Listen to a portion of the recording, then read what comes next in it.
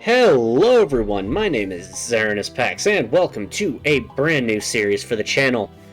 A little game called The Genesis Project. Now, this game is 100% a reference. It is based on a little webcomic known as Homestuck. See, not many people remember Homestuck anymore. And those that do either remember it as the greatest thing ever, or a stain on the internet that will never go away. Personally, I'm one of the latter. I love Homestuck. Everything about Homestuck. Well, I won't say everything about Homestuck, but I definitely enjoy Homestuck. And for those that don't enjoy Homestuck, well, you might still enjoy this, because it might be a huge reference, but it's not the worst, you know? Okay, so this game was developed by a small indie studio that wanted to recreate Spurb in an actual video game. If you don't know what Homestuck is, I recommend that if you have just loads of time on your hands, just go and read it. I'll link it in the description if I can do that. So this game is absolutely free. Let's see here, click on the credits. The perfectly generic team has absolutely no intention of monetizing this project. They simply want to make a good Spurb video game. Andrew Hussey is the original author of Homestuck, and Type Fonts developers here. Separa,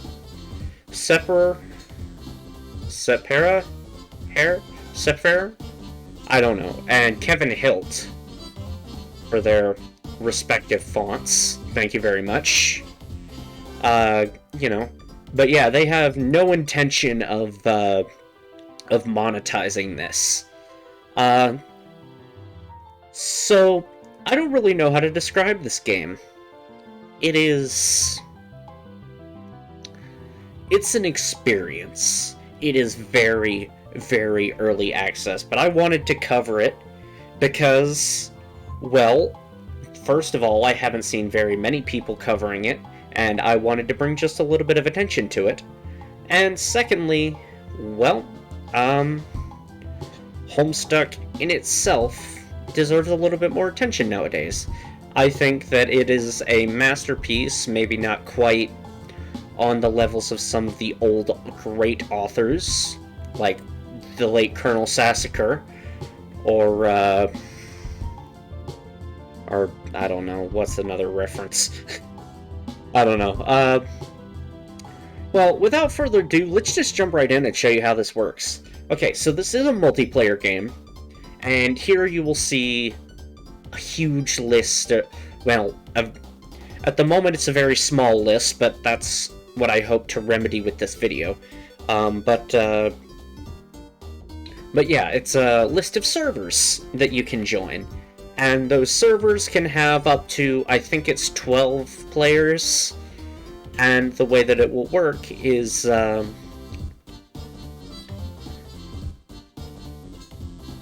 well, normally, you won't be doing things the way I'm going to be doing them in this video. If I can get some friends together to play with me, I will definitely be doing a multiplayer video, maybe a couple of them. Because this game gets wacky, just like Homestuck. All of the problems that I've found with this game are they just feel very Homestuck, and I think Homestuck may have just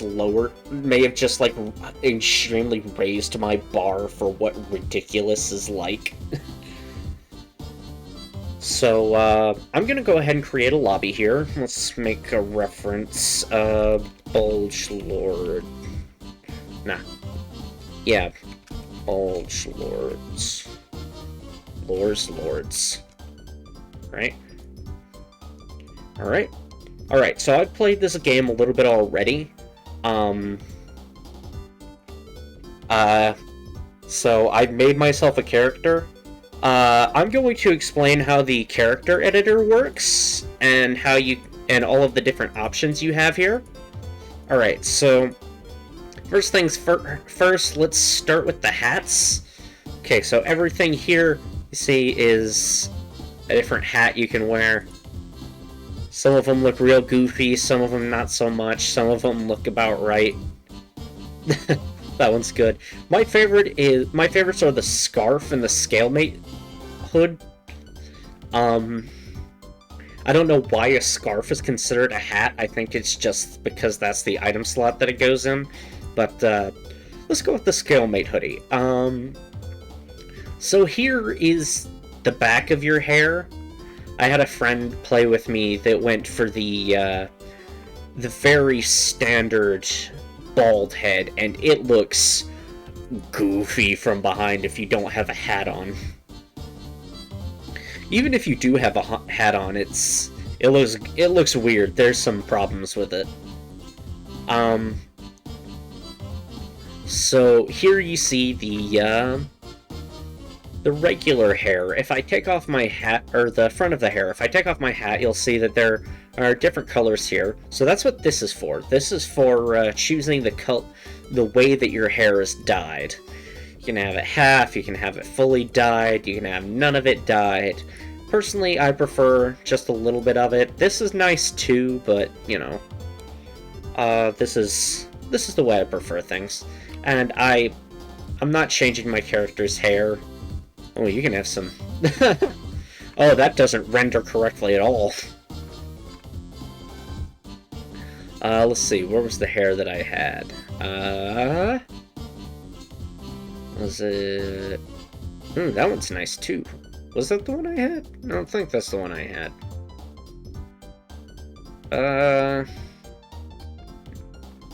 Is it? No, that's definitely not the one I had, right? Yeah, I had this one. Right, you can have your different glasses here. And the clown makeup, that's a pretty good reference. Eye patch glasses. You can wear a mask. Death mask. Beard. Here you have your different eyes. Personally, I like the fact that my character looks like she's in a constant state of distress. So, you know, I'm not going to change my eyes or my mouth. So let's go over this color wheel or this color picker over here, because it is a little bit important. Because it changes everything about your character. You can't pick your colors individually. You have to pick them with, you have to pick one color. And that one color affects the color of everything. So if your color is teal, for example, you'll get sort of a dark blue Cruxite. Let's see, this is your chum handle, which is basically just your username for the in-game chat application. So I'm going to go with Techno Legionnaire. And no, I did not. Well, I might have spelled it wrong, but I did mean to put that that capital L in there, because that's the format for these things. It's weird, but I like it. Anyway, here's the shirts and stuff. Personally, I like the trench coat with my. Let's see, where is it? There it is. I like the trench coat with my scalemate hoodie. Here you can change your shirt symbol. I like this little delta here. Right? Here you can change your other shirt, I guess. I don't know why you would if you have a jacket on. Here you can change your shorts and stuff, and here's your shoes. I like the shoes I have on now. Right? Right here you can pick your the house you'll be starting in. My favorite is interlude, but for the sake of everything, for the sake of the video, I am going to go with industrial. Now, the fetch modi are interesting. If you don't know how data structures work, you have your first in, first out, which is the queue. You can only access the items in the front of the queue. First in, first out. That is to say, if you put one item in and another item behind it, you can only access the first item that you put in. And that will go until you, until either you empty your inventory or you run out of space and you forcibly eject items across the map. So next is the stack modus. Stack modus is the opposite. First in, last out. You can only access the last item that you put in. So say you put in an item, and then you put in another item, you can only access the item that you just put in. In the comic, array is what happens when you combine a queue modus and a stack modus via alchemy. So, the array, you can access any item at any part of your inventory. So that's handy, but it makes for some less entertaining shenanigans, honestly. So I'm not going to be using it. Hash map is interesting. I'm not entirely certain how it works. I'm not a coding buff, so I'm not entirely certain about the hash map. And I'm not entirely certain about the tree either, so I'm going to be picking the tree so that I can get some experience with it and show you guys some shenanigans. Alright, that seems to be everything we need. Alright. Oh, one more thing. So this is going to be your class and your aspect. So there are personality quizzes that you can take out there. There is a canonical one, but the way it describes things is rather vague and open-ended on purpose, because it is intended to be sort of like the Zodiac, but a more comprehensive Zodiac. It's called the Extended Zodiac. It's interesting, and it's not, like I said before, it's intentionally vaguely worded, so I am a Homestuck buff. I have been into this since not the very beginning, but close to the end of Homestuck's actual run, actually. Like, maybe 2 years before it ended. Anyway, I do happen to know exactly what my class and aspect are, due to... well, maybe not exactly, but this is how I interpret my class and aspect. I am a Mage of Void. Please feel free to debate me about that, just by watching the video, but I think not exactly that I know myself pretty well, but I feel like Mage of Void is pretty accurate. So, I'm going to be going with that. I am not going to be explaining classes and aspects tonight, or today, whatever it is for you. But, yeah, there's a lot to unpack here that I'm not going into right now. That'll be a video essay for later, I think. Yeah, anyway, let's jump right in. Like I said, this is going to be a solo session, so things are going to be very, very different. Right? What will the name of this young person be? I will be Aya, because I like that name. Right? So, we start with a bedroom. I'm going to see if I can find that book. Now, as you can see, this is a very simple game. It's got that MS Paint art style that Homestuck is famous for. Ooh, chunk of uranium. That's a good thing to have lying around your house. Ooh, some Fago. Say what you want. about Fago, but is the shit, like... Can I... Oh, I gotta do it like that. Yep. So there should be a tutorial book that's actually pretty comprehensive here somewhere. I just have to find it. And there will be one in every house, unless you make your own and just don't include it. But if you do that, you're kind of screwing yourself over. That would be my mom that just passed by. I did not choose for her to be my mom or my dad. I did not choose anything about her. She is completely randomized. There is a sledgehammer here. I'm going to take that. Suit of armor. Can sleep on the toilet. That's fun. I do that at work. Ah, here it is. Spurb for assholes. This is going to be the first thing you're going to want to find, and you're... Oh, shit.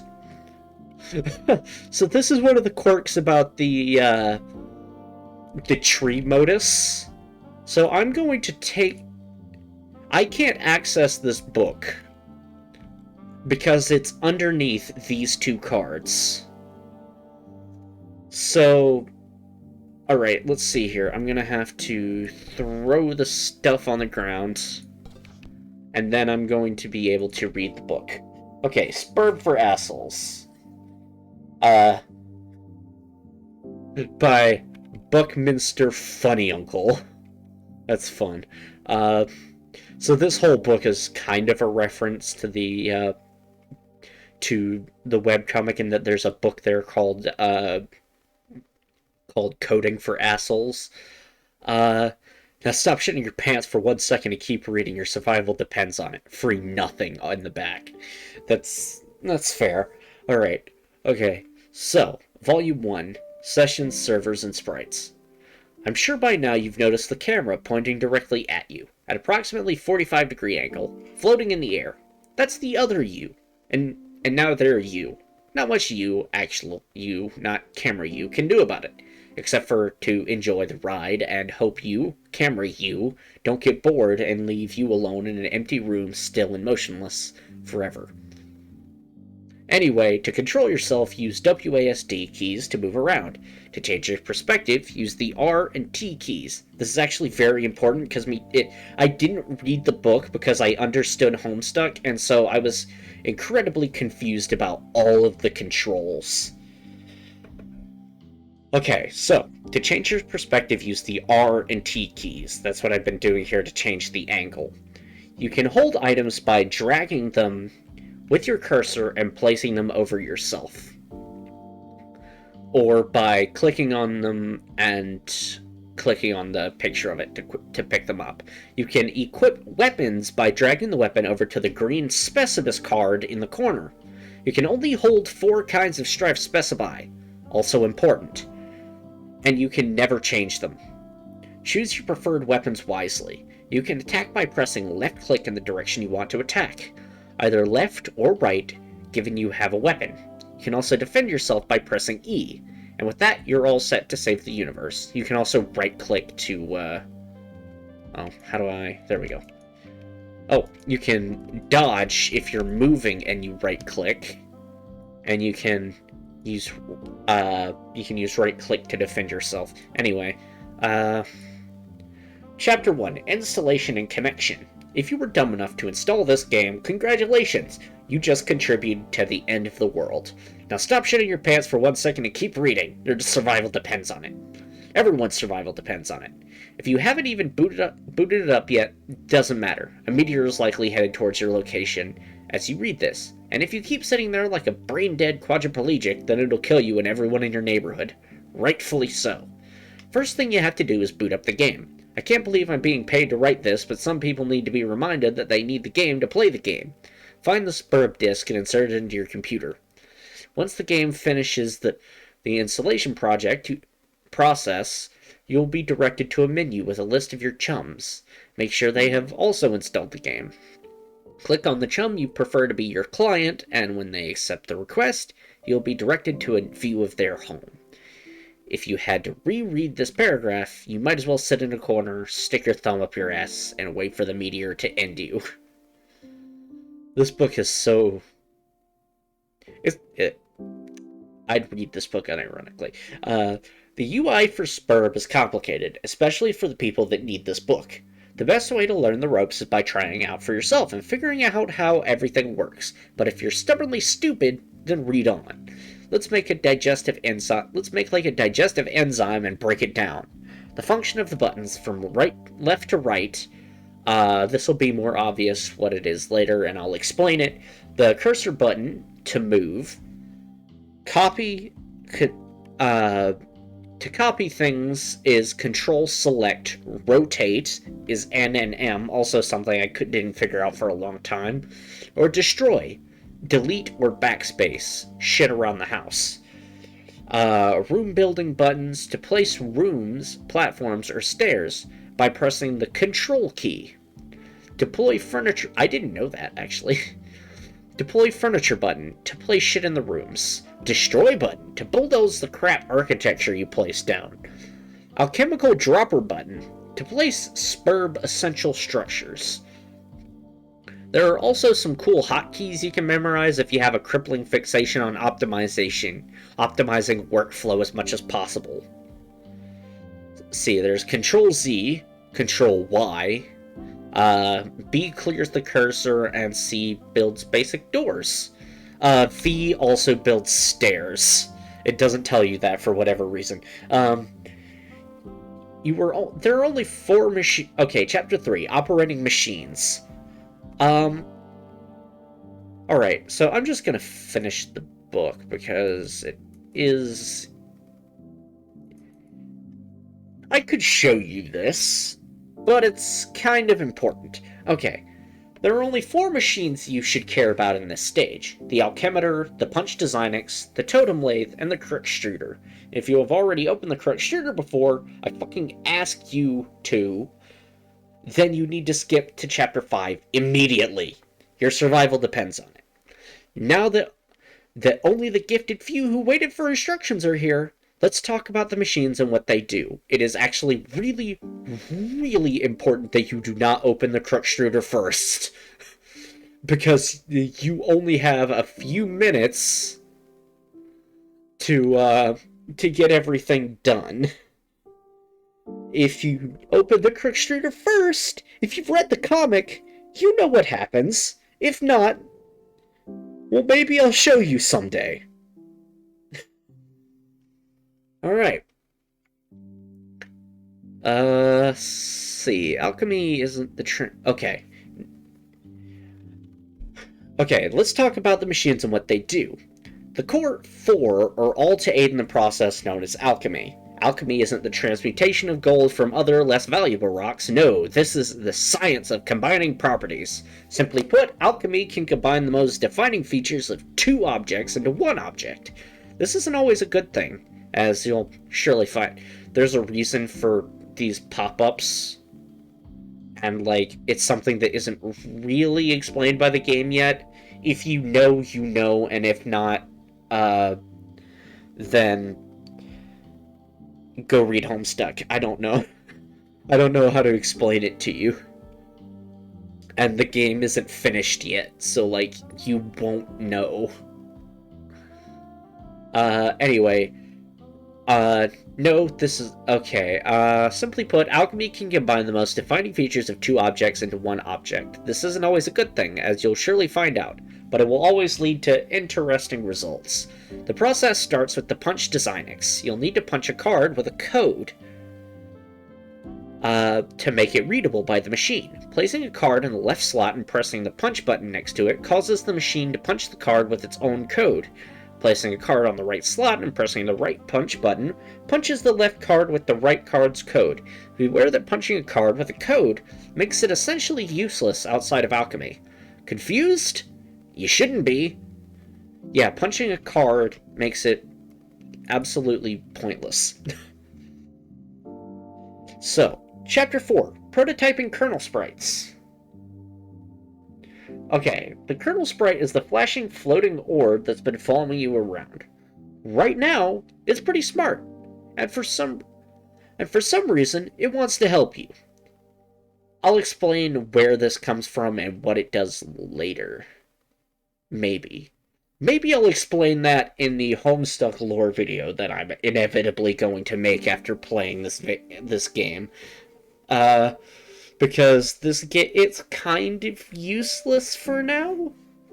All it does is, like, heal you, I think, later. And I'm not sure it's been fully implemented yet, actually. Alright.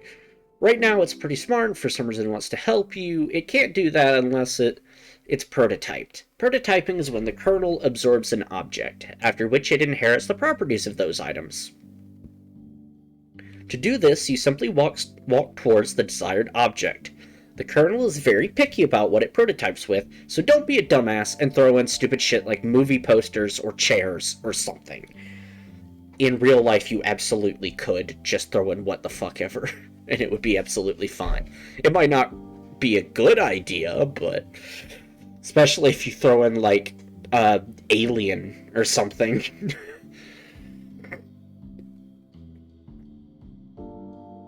Good movie. Go watch it after this video.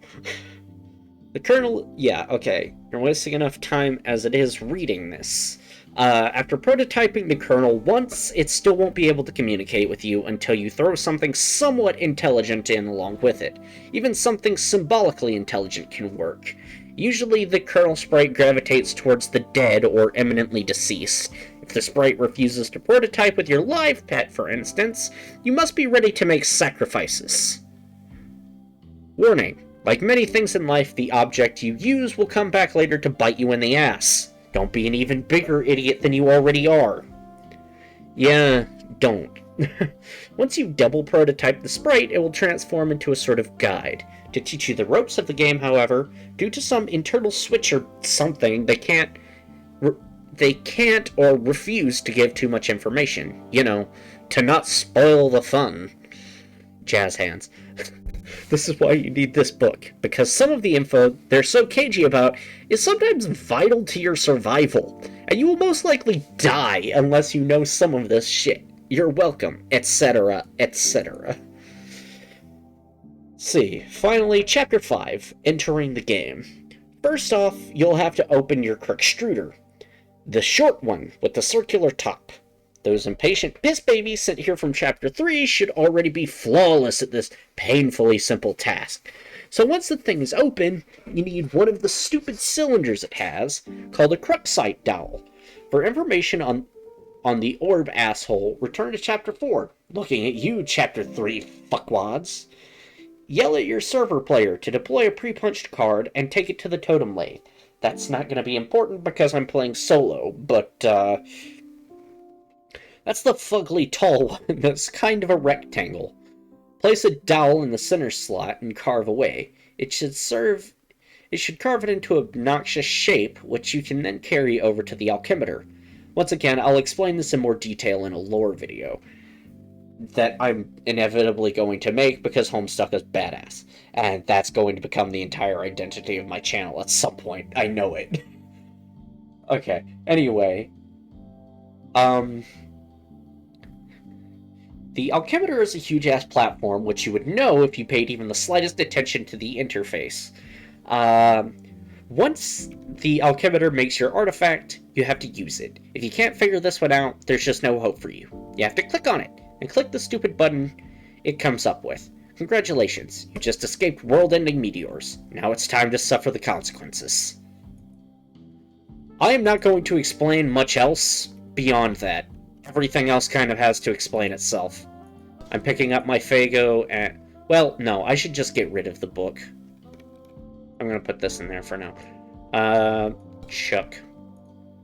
Oh no. That's a trash can, isn't it? Yep, that's a trash can. Goodbye, sweet prince. My delicious Fago is now... kaputski. Where am I? Oh, I'm in the backyard. Okay. Yeah, you just sort of teleport through doors, so, like, the fence is kind of weird. And by the way, fences do not work on walls. Just a word of advice. Fences do not go through walls. If you're trying to put a fence on a wall, don't. It doesn't work. You're just going to block off the wall. Like, there's a map that's entirely stupid because the people that made it tried to put a gate on a wall, and it just did not work.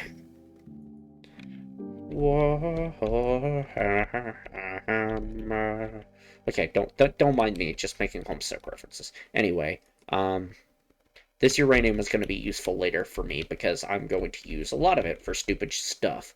This would be my mom's room, I think. Fake arms. I think those are a weapon, actually. It's nice that there are 2 computers around because that means I don't have to... Oh, Dutton photo. That's fun. Yeah, I'm just gonna... Yeah.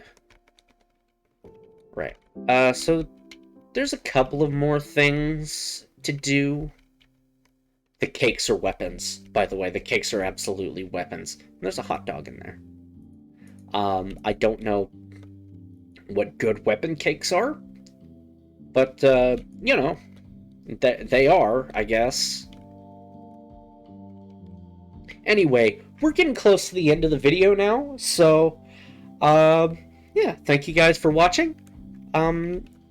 If you're feeling generous, leave a like, subscribe, maybe even leave a comment if you're feeling it. Please, this game needs to be out there. I'm not even doing this for my own channel growth. This game needs to be out there for those of us that like haven't been keeping up with Homestuck, but like never gave up on it. We were like, oh, one day we'll come back. We never actually went away, but, you know, Homestucks have been hard to find recently. So, you know, if you can, recommend this game to your friends. Maybe recommend the video, too, if they don't know what Homestuck is, and don't know how to play the game. So, yeah. Thank you all for watching, have a good day, and see you next time. Bye!